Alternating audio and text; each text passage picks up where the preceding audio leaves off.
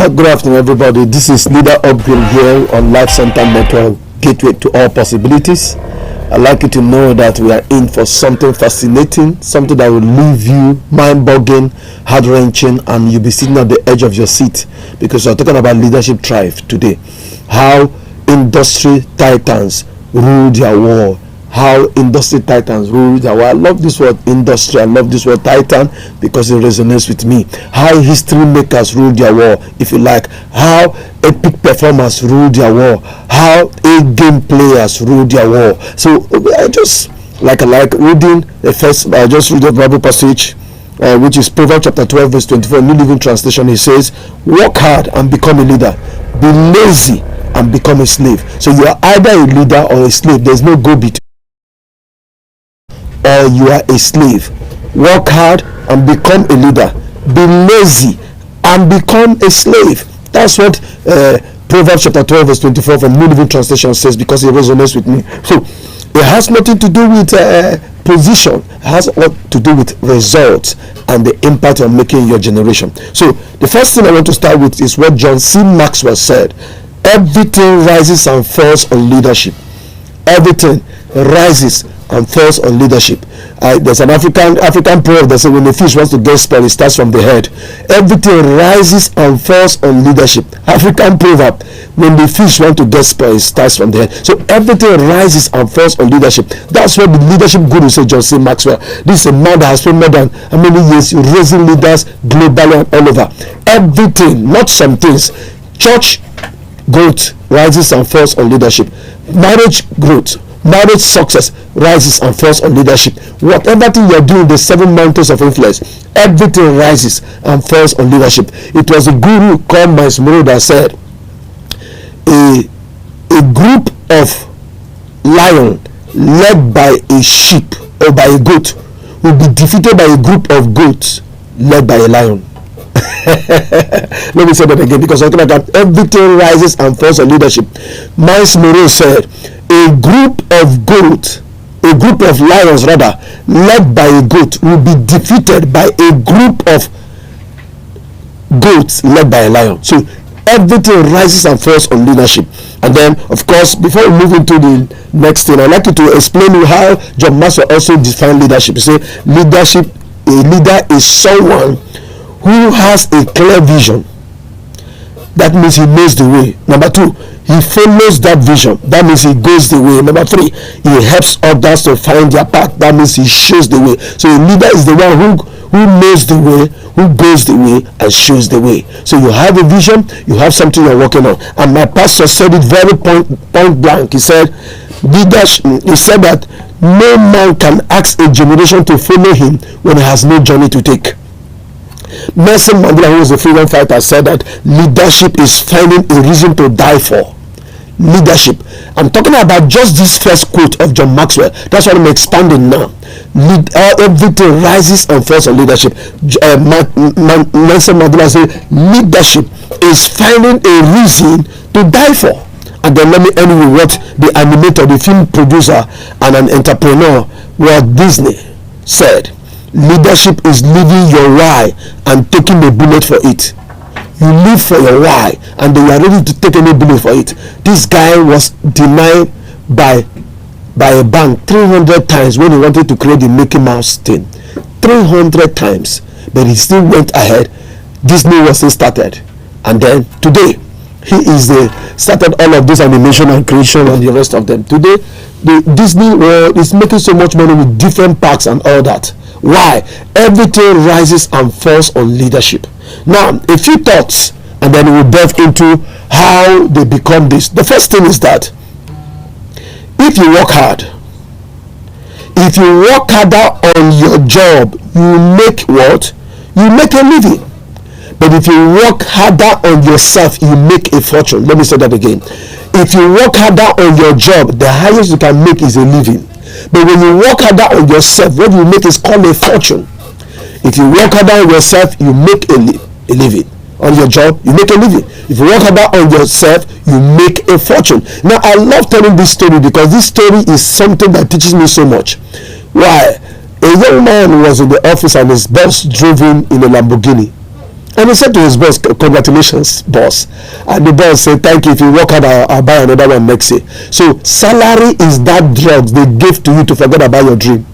Let me say that again. Salary is the drugs they give to you to forget about your dream. So if you work harder on your job, say, I want to work harder on my job. The highest you can make is a living. But if you work harder on yourself, you start making a fortune. Very important. Point number 2. You teach what you know, but you reproduce who you are. It's called the law of magnetism.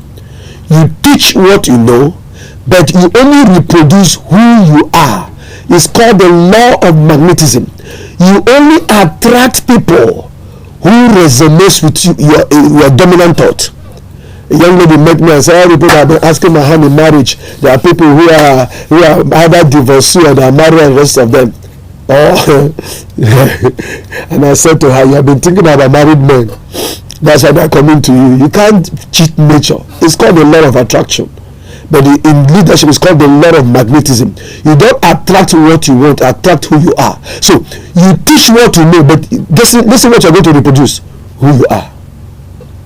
You see how from a caterpillar, all of that pass through the lava and finally becomes a butterfly. You only teach what you know, but you reproduce who you are. So it's important you find out who you are so that you stop blaming yourself for your output instead of checking what your inputs are. Point number 3. Doing a little bit every day. Doing a little bit every day is more important than doing a lot more some days. Doing a little bit every day is more important than doing a lot more some days. Example, you read today, you pray for 1 hour, pray very well in 1 hour. Tomorrow you pray 1 hour, the next day another 1 week you didn't pray at all. It is not what to do once in a while that will change your life. It is what you do on daily basis. If you show me your daily rituals, I can guarantee you that I'll predict where you are going to. Doing a little bit every day is more important than doing a lot more some days. I was talking to some of the prestigious I'm mentoring for 90 days, and I said to them, it is not just good for you to say, I fasted for 3 days and I pray for 3 hours, and then the next 1 month you didn't even pray for 1 day. No, do it a little bit every day. So I was listening to a great man. His name is Samuel Chadwick. He's a revivalist. He was a pastor in Wesley Ministry.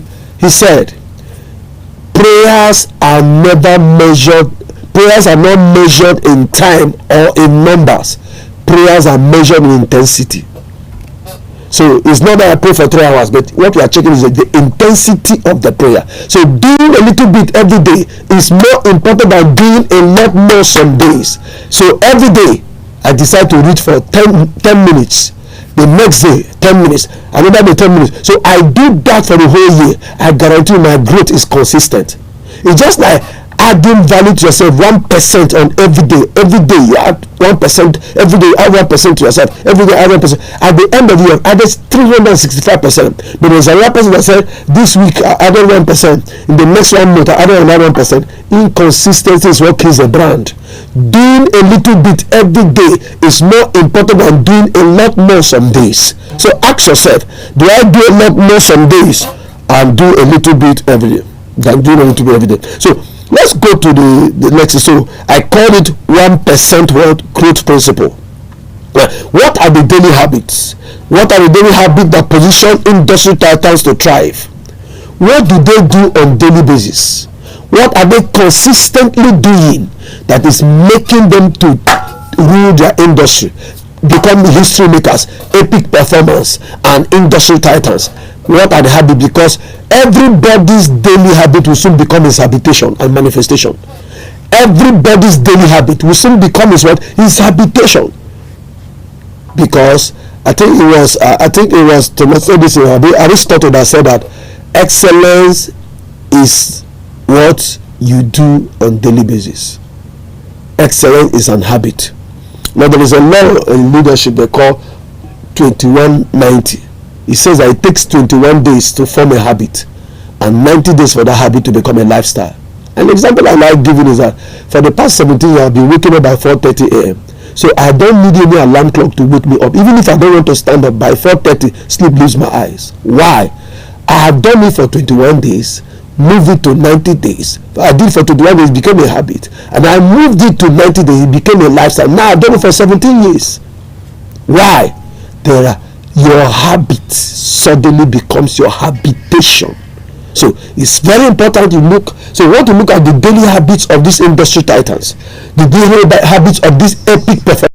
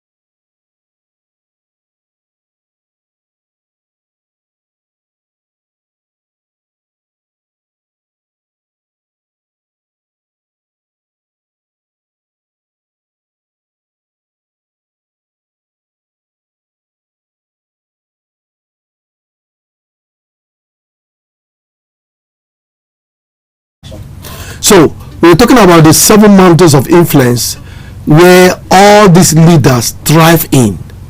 We said there is the mountain of religion, there is the mountain of family, there is the mountain of media, there's the mountain of arts and entertainment, there's the mountain of education, there's the mountain of politics and governance, and there's the mountain of business and economy.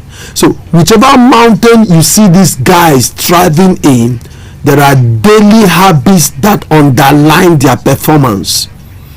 There are daily habits that underline their performance. There are daily habits that underline their performance. So the first habit of industry titans that make them to lead their field is called what? They lead themselves every day. They lead themselves every day. You see, if you won't follow yourself, why should anybody follow you? Don't forget how John Maxwell defined leadership. He said, someone who knows the way. So there is a vision. He shows the way. He goes the way and then he shows the way. So if you will follow yourself, why do you want someone else to follow you? My pastor said, no man can ask a generation to follow him when he has no journey to take. No man can ask a generation to follow him when he has no journey to take. So what journey are you taking? What vision do you have? You saw a man we talked about, Walt Disney. 300 times the bank denied him access to funds, but Mickey Mouse still stood. Today there's still Disney World. Why? He had a vision.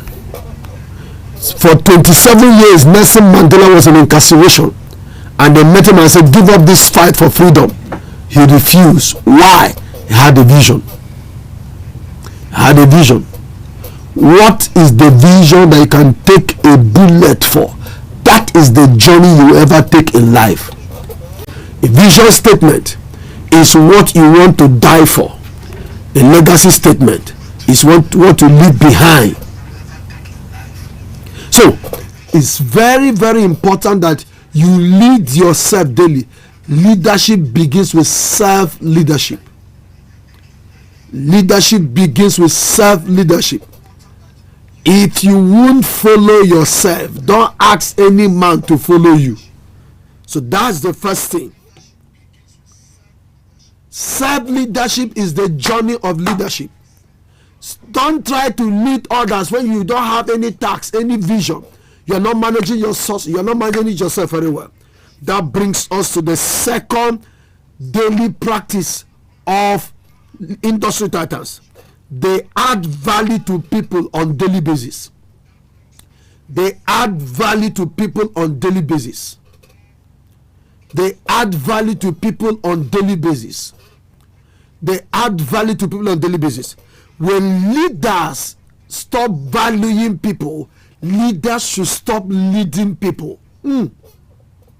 When leaders stop valuing people, leaders should stop leading people. The people you said that you want to lead, the industry, you say, what value have you brought to the marketplace? What solution have you provided? If it is the mountain of religion, what solution value are you bringing? If it is the mountain of family, what value are you bringing? If it is the mountain of politics, what value are you bringing? If the mountain of education, what value are you bringing? If it is the mountain of arts and entertainment, what value are you bringing? If it is the mountain of media, what value are you bringing? That's what we are talking about.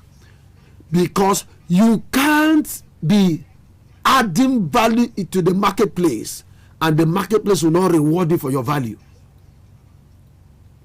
So that's the second daily practice of industry titans.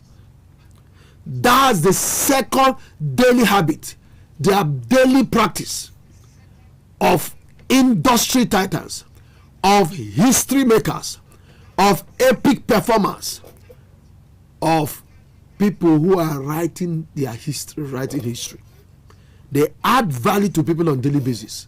I believe what you're listening to is adding value to you, and because I know some things is going to change about your thinking.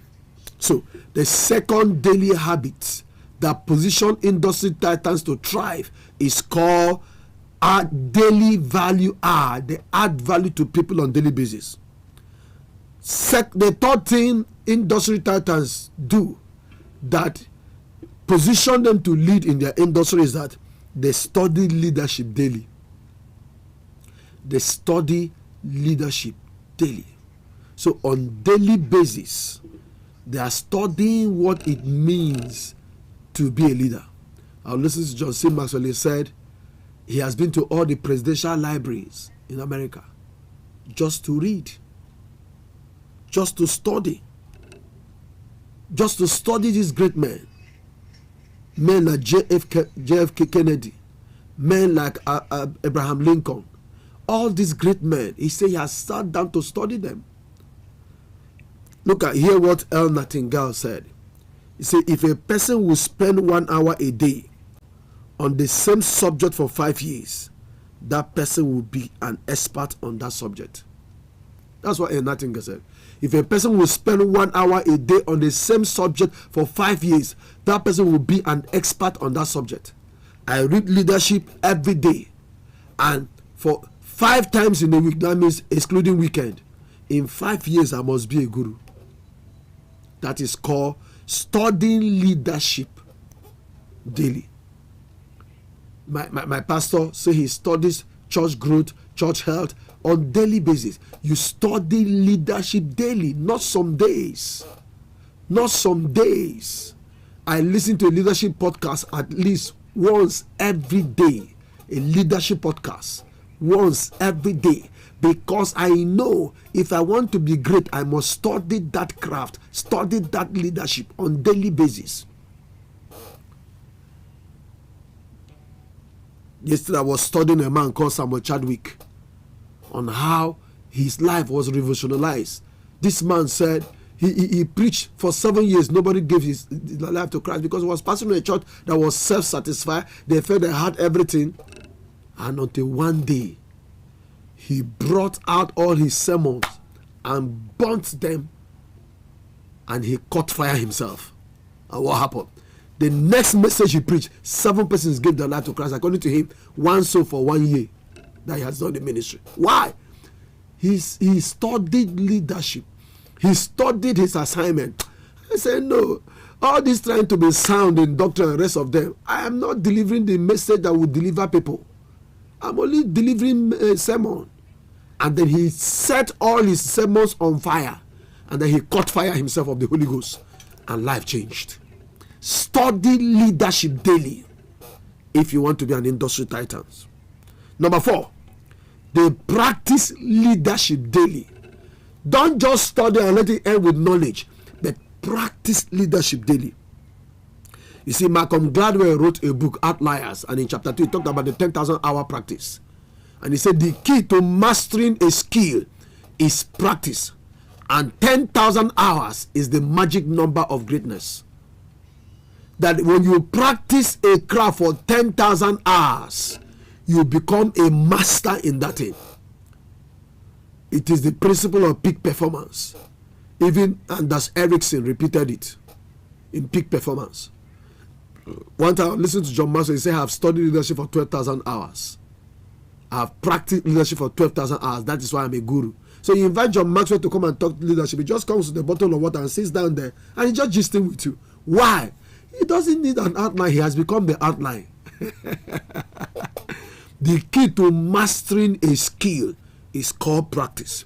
And then 10,000 hours is the magic number of greatness. Outliers, written by Malcolm Gladwell. You see, someone may fall off the ladder by accident, but no one can climb the ladder by accident, because growth is intentional. Growth is intentional. Someone may fall off the ladder by accident. I just fell off. But there is nobody who climbs the ladder of greatness by accident. You must take it intentionally. So it's very important. And point number 5. What industry titans, they have daily habits. Number 5. They grow on daily basis. They intentionally grow on daily basis. Number 5. Before looking at what to do, they intentionally grow. Intentionally grow on daily basis. That's what we talked about. Someone may fall off the ladder by accident, but no one climbs the ladder by accident. So what do you do now that you have seen the daily habits? Now that I've seen the daily habits of these industry titans, they are positioned them to rule their war, to rule their industry. What do you do? Number 1, optimize your craft. Optimize your craft. So you see, a man say, if you want to double your income, triple your investment in personal development and professional mastery. What does that mean? 1 book a week is doable. That's what Bill Gates said. 1 book a week is doable. So that means 50 books in a week, excluding first week in January and last week in December. You have read 50 books. If you read 1 book a week, that is not even going too far. Do you know that every man who optimizes his craft does 3 things? 1, they study that their business, that their craft, minimum of 60 minutes every day. That's 1 hour. Number 2, they subscribe to an audio program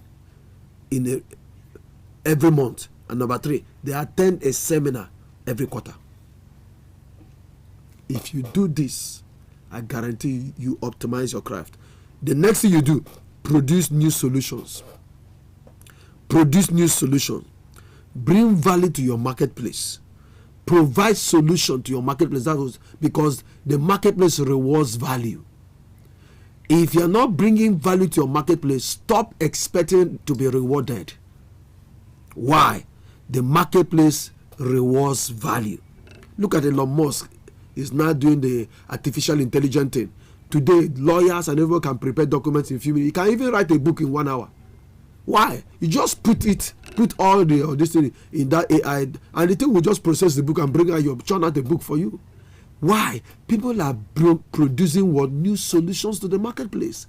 That is why the guy is the richest man in the world. You can't provide value and be poor. It's not possible. Joseph interpreted a dream and didn't go back to prison. He became the second in command in Egypt. Daniel interpreted a dream and he was dressed in a royal robe.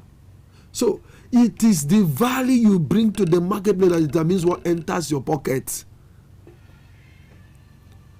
This man has electric cars. He's the owner of Tesla Motors. This guy has what? He's a rocket manufacturer. That's what you have in SpaceX. That's this guy. Bought Twitter. And a country say he should come and buy them because what he bought Twitter is bigger than, is richer than the entire country. Why? He's producing new solutions to the marketplace. Number 3. What do? Discard small growth mentality.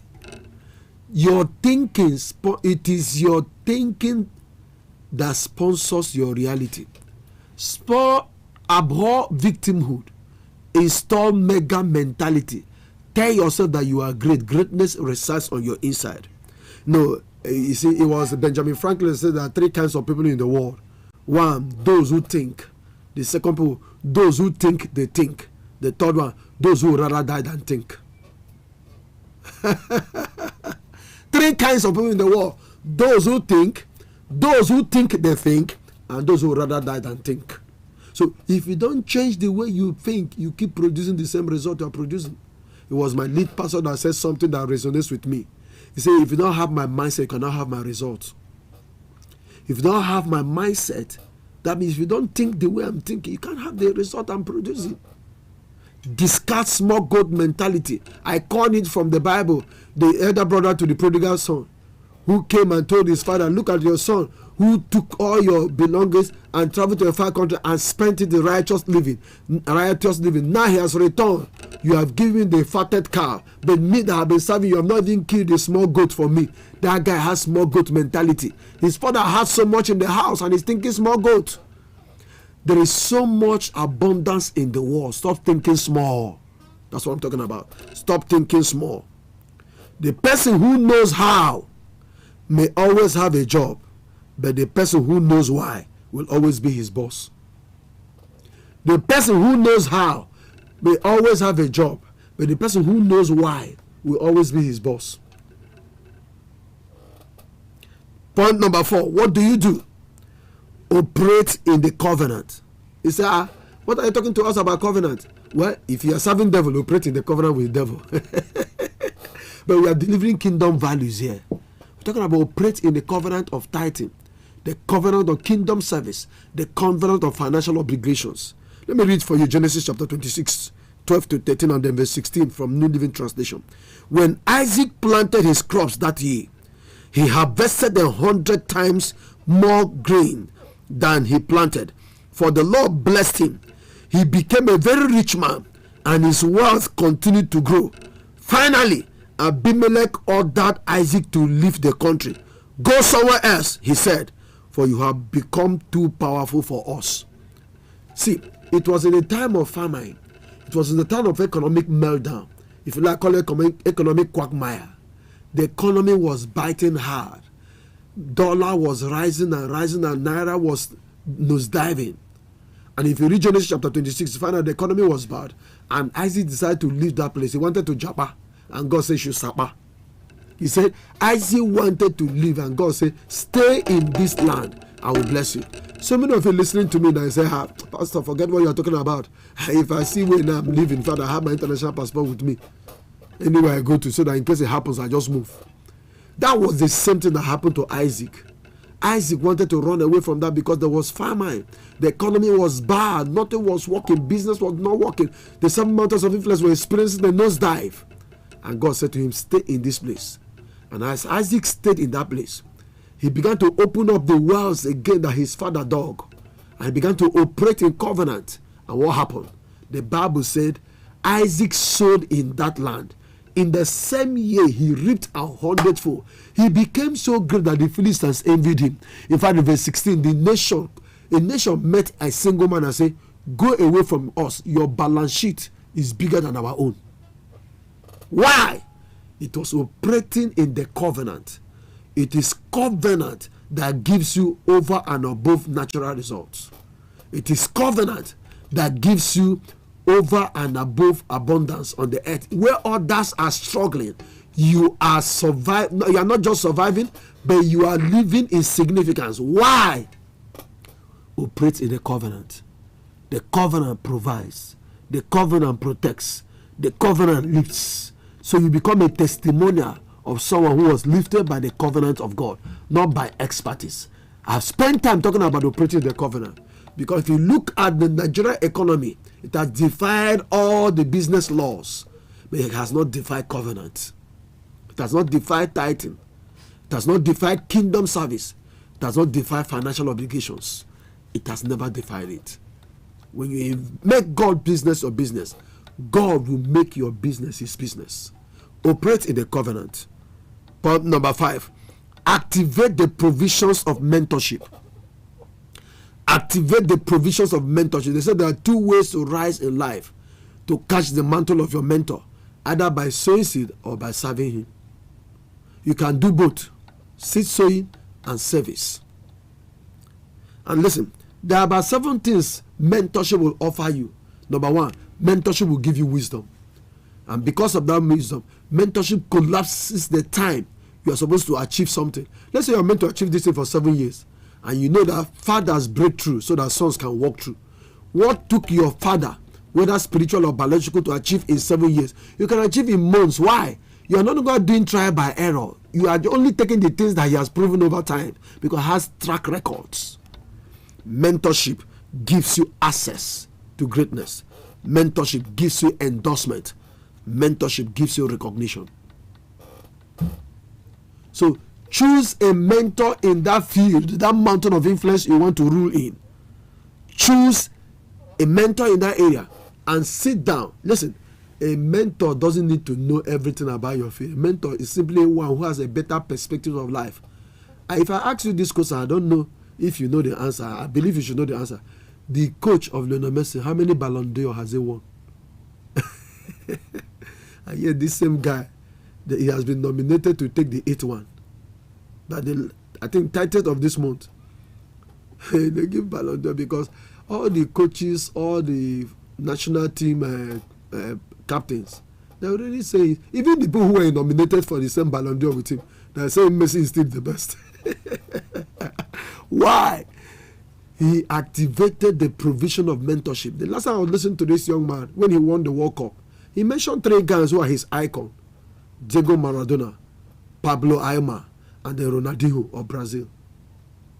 Diego Maradona was his idol, Pablo Aimar idol, and then Ronaldinho was the man that gave him the first pass in Barcelona when he scored his first goal. These are his icons, and he followed them. And these icons won World Cup, and they has won everything that needed to be won in the world of football. Why? He activated the provisions of mentorship. Who is your mentor? You know, I like saying this, even though it sounds jocular. I say, if you don't have a mentor, you soon fall into the hands of tormentors. I have one. I have my spiritual father, and I have mentors. He speaks into my life. I learn from him because he's a model of what I want to achieve. He has traveled to where I want to go. John Maxwell says so many leaders are like travel agents. They are only sending to people to where they have not been to. And my pastor defined ministry as traveling deep into God and coming back to take others to where you have been to. So find a mentor whose style inspires you, whose vision excites you, and stay there. Number 6, what do? Study new society trends. Study new society trends. What are the things that the society is doing? Study artificial intelligence. Study Snapchat. Study TikTok. Study all of that. And make sure that you're using those platforms to bring value to the marketplace. Study new society trends and ride on the wings of new society trends. Number 7, grow your financial capacity. Grow your financial capacity. Now, there are 3 levels of wealth I want to talk about. One is transactional skill. Transactional wealth is the word that comes by reason of selling goods and services. And in transactional wealth, if you are selling a handkerchief for 100 naira, you can't see another person selling it for 500 naira. So transactional skills gives you what? Transactional wealth based on goods and services. The next one is transformational wealth. Wealth that comes by virtue of raising other people, speaking into people's life. That's where pastors come in, coaches come in, mentors come in. You are speaking into people's life. You are developing other people. As you are developing them, they are growing and they are returning to you. So transformational wealth. And then the last one is called sovereign wealth. Sovereign wealth is where a prophet looks at you, looks at your state. You don't look like you are going to even achieve anything. He said, by this time tomorrow, this is what will happen to you. A young man who came to my pastor some years ago, for 15 years, has suffered. And then Papa looked at him and said, you are coming back with, you are going to buy lands and the rest of them. And the man looked at himself, how can this thing be? But sovereign wealth does not ask you whether you qualify for it. It superimposes the anointing on you. And people changes. Look at the issue of Samaria. The economy was very bad, that people were eating their children. And a prophet said, by this time tomorrow, the barley bread shall be sold for a shekel at the gate of Samaria. And the financial controller of that nation said this thing cannot happen. That even if God wants to open a window in heaven, this thing cannot happen. And the prophet looked at him and said, you will see it, but you will not partake of it. And the next day, the prophecy came to pass. Why? Sovereign wealth. Sovereign wealth. Sovereign wealth. So when you are growing your financial capacity, grow your transnational skill so that you have goods and services. Grow your transformational skill so that you have people you are impacting their life. Also grow your sovereign wealth because you have a spiritual covering over your head that can look at you and speak a word, and business takes another level. And finally, break satanic siege. Break satanic siege. There are spiritual forces that say you don't want you to rise. Ancestral yokes, generational smallness, and human resistance. There are people, there are other men whose destiny, there are people whose your rising becomes a threat to them, so they want you to stay down. Human resistance. What about generational smallness? What about ancestral yokes that said you can't rise beyond this? That's why you need a spiritual covering. That's why you take authority. That's why you pray. That's why you spend time with God. Jacob wrestled with God until he ceased from being a supplanter. He became a nation. That's what it means. The prophet was hanging over the head of Esau. He said, you shall serve Jacob your brother. But Esau told himself, I will break this ancestral yoke. This generational smallness will not happen to me. And Bible story has it, Esau never served Jacob for one day. Why? Because there was a clause in that prophecy. It said, when thou shalt become restless, thou shalt break the yoke from off your neck. So there is need to fight, because there is no flight without a fight. Let me say that again. There is no flight without a fight. That's why we pray. That's why we take authority. That's why we do spiritual warfare. Don't just sit down there and learn all the skills, know all the natural laws, the laws of nature, and you undermine the mysteries of the kingdom. There are two forces that raises a man. One is the mystery of the kingdom. The second one are the laws of nature. So you know the mysteries of the kingdom, you know the law of nature. Don't just focus on the law of nature and say you don't need the mysteries of the kingdom. Don't just focus on the mysteries of the kingdom and say you don't need the law of nature. You must combine both if you must take your industry. Whatever you are, everybody is serving somebody. Make sure that your spiritual covering. Well, we've been talking about, I wrap this up, we've been talking about leadership thrive, how industry ties and rule their world. And I quoted Proverbs chapter 12 verse 24 New Living Translation that said, work hard and become a leader. Be lazy and become what? A slave. And we started by saying that everything rises and falls on leadership, John C. Maxwell. And then we said that he's the one that defined it. And then we came straight to what the first thought, which said, if you work harder on your job, you make a living. But if you work harder on yourself, you make a fortune. Brought us to the second point. You teach what you know, but you reproduce who you are. That's the law of magnetism. Brought us to the second thought. Third thought. Doing a little bit every day is more important than doing a lot more some days. And then that brought us to a question: what are the daily habits that position industry titans to thrive? We say we have 7 mountains of influence: the mountain of religion, the mountain of family, the mountain of media, the mountain of arts and entertainment, the mountain of education, the mountain of politics and governance, and the mountain of business and economy. And then we said, what are the daily habits? They lead themselves. Lead yourself daily. If you won't follow yourself, why should anybody follow you? Number 2, they add value to people daily. When leaders stop valuing people, leaders should stop leading people. Number 3, they study leadership daily. If a person will spend 1 hour a day on the same subject for 5 years, that same person will become an expert on that subject. Number 4, they practice leadership daily. And we said the key to mastering a skill is practice, and 10,000 hours is the magic number of greatness. Number 5,